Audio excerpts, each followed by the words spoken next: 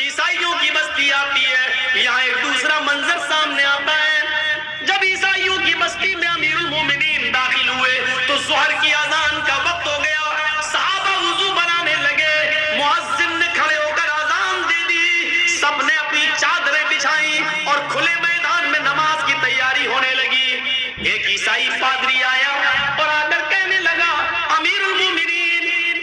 آپ یہاں کیوں نماز پڑھیں گے؟ یہ میرا گرجا موجود ہے، یہ میرا گرجا موجود ہے، آپ یہاں نماز پڑھ لیجئے۔ حضرت عمر نے کہا نہیں، جس گرجا میں مورتی ہوتی ہے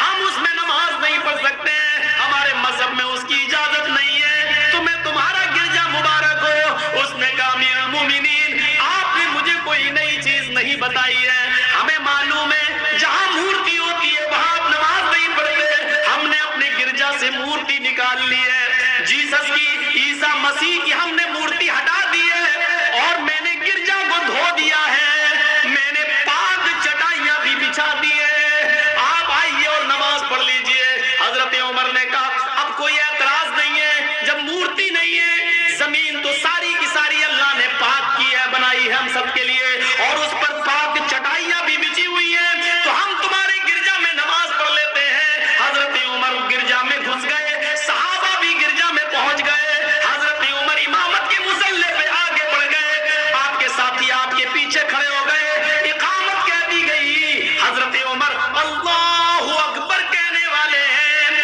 اچانک آپ کے دماغ میں کیا آیا؟ آپ نے فرمایا ساتھیوں مجھے اس گرجا میں نماز نہیں پڑھنی چاہیے، نکلو۔ سارے صحابہ نکل گئے۔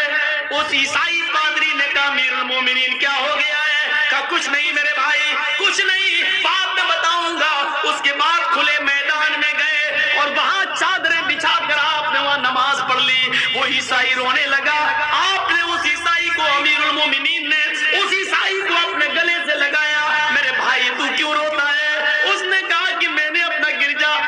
دھویا تھا، جیسس عیسیٰ کی مورتی بھی ہٹائی تھی، اسٹیچیو بھی ہٹایا تھا، مجھے خوشی ہوتی اگر آپ ہمارے گرجا میں نماز پڑھ لیتے، لیکن آپ نے اندر جانے کی بات بھی نہیں پڑھی ہے، آپ نے تو مجھے انسلٹ کر دیا، ذلیل کر دیا۔ حضرت عمر نے فرمایا نہیں، میں نے تمہیں ذلیل نہیں کیا، بلکہ میں نے تمہارے گرجا کی حفاظت کی ہے،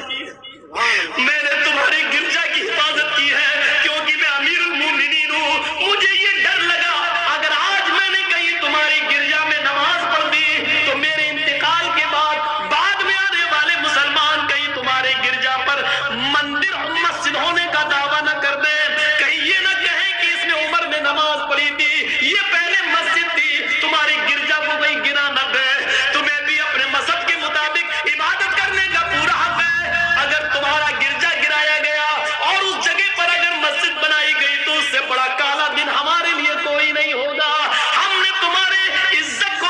دھویا نہیں، ہم نے تمہیں ذلیل نہیں کیا، بلکہ تمہارے گرجا کی حفاظت کی ہے، کیونکہ میں اس شہر کا، پورے عرب کا میں امیر المومنین ہوں، اس لیے میری ذمہ داری ہے کہ اقلیتوں کے اور جن کی سنکھیا کم ہے ان کی عبادت گاہوں کی حفاظت